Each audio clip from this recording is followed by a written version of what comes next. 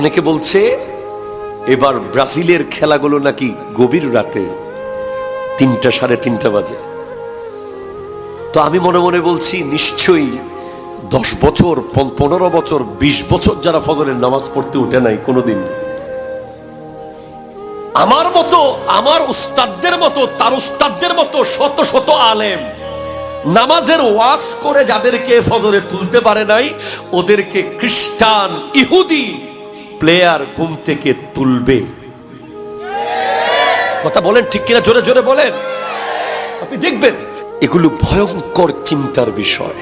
একবার ভাবেন, আমার মতো আলেম, মসজিদের ইমামের মতো হুজুর, শত শত ইমাম, সুললিত কণ্ঠে কেউ মক্কার আদলে, কেউ মদিনার আদলে আজান দিয়ে যেই যুবকের ঘুম ভাঙতে পারে নাই, বাবা আর মা হাজার চেষ্টা করে যাকে বিছানা থেকে তুলতে পারে নাই, তাকে বিছানা থেকে তুলে ফেলবে কিছু মুসলমানের দুশমনেরা।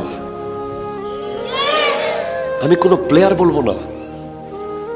এরপর আপনি দেখবেন জুমার নামাজে যারা খতিব সাহেব 10 মিনিট বেশি ওয়াজ করলে বারবার ঘড়ির দিকে তাকায়, পরে আবার বের হয়ে বলে দেয় হুজুর টাইম মতো শেষ করছুন, তারা দেখবেন 90 মিনিট প্রস্রাব আটকে রাখবে।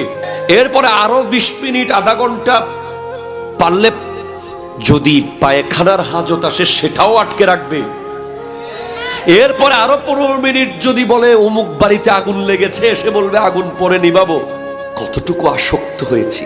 আমার আল্লাহ বলছেন ইয়া আইয়ুহাল্লাযীনা আমানু, হে ঈমানদারেরা, লা তাত্তাখিজুল ইয়াহুদা ওয়ান নাসারা আউলিয়া,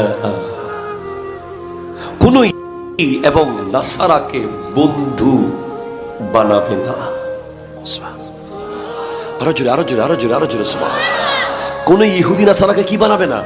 বন্ধু বানাবে না। বাদহুম আউলিয়াউ বাদিন, তারা তাদের বন্ধু।